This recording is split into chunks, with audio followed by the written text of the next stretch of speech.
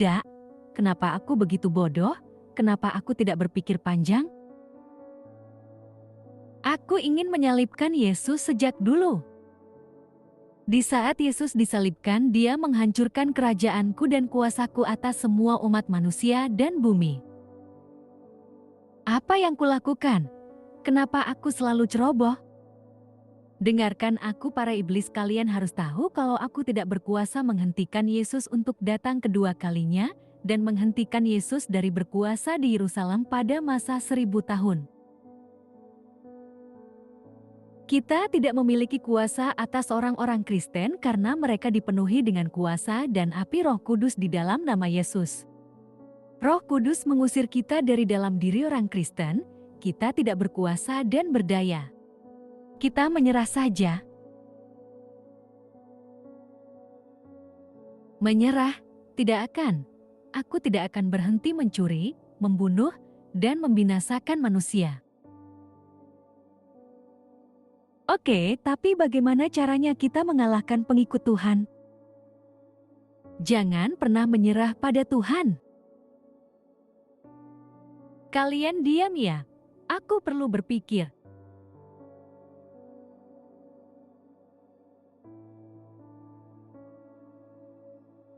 Aku punya ide.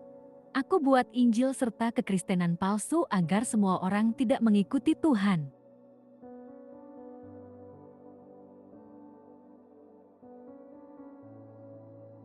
Semua gereja-gereja Kristen dan agama-agama yang kita buat akan memisahkan mereka dari Yesus. Kita akan menggunakan pengikut-pengikut iblis untuk mendirikan gereja palsu bagi orang-orang Kristen yang akan kita sesatkan dan diri mereka sendiri. Kita akan membuat mereka tidak mempercayai kasih karunia Tuhan dan mempercayai bahwa seseorang diselamatkan karena pekerjaannya.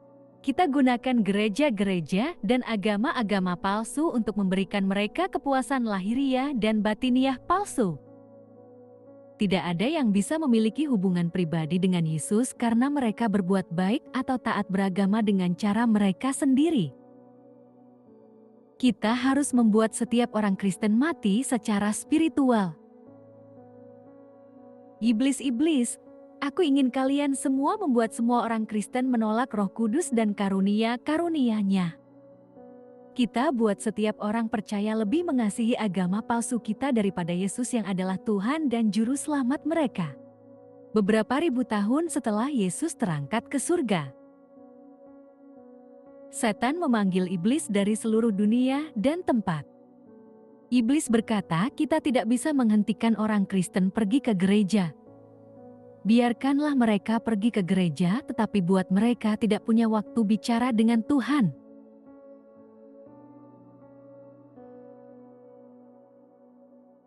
Kita tidak bisa menghentikan mereka membaca Alkitab dan mengetahui kebenaran, tetapi kita bisa menggoda mereka untuk memiliki kepercayaan bahwa Tuhan tidak lagi berbicara secara langsung dan bicara melalui Alkitab saja.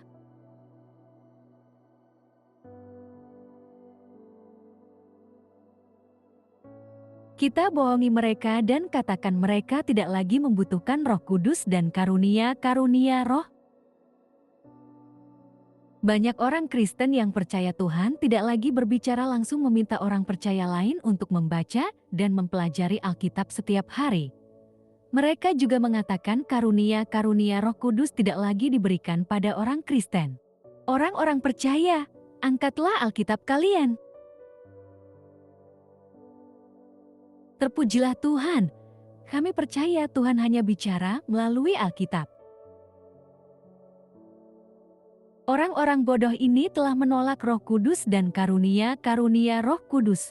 Mereka tidak punya pengalaman dan hubungan baik dengan Tuhan. Kalian harus mendengarkanku dengan sungguh-sungguh. Kita harus memastikan setiap orang Kristen tidak menerima Roh Kudus dan menerima karunia-karunia Roh Kudus. Ya Tuhan.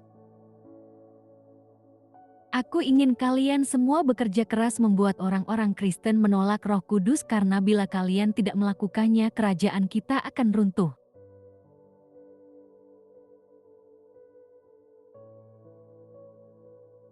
Setiap orang Kristen yang tidak memiliki Roh Kudus dan karunia-karunia Roh hanyalah penganut agama palsu kita. Suatu saat mereka akan ke neraka bersama kita.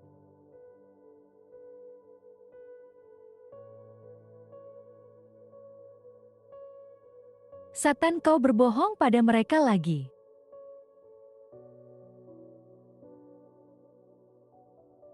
Memang iya, aku berbohong pada mereka. Aku kan bapa segala dusta. I have decided to follow Jesus.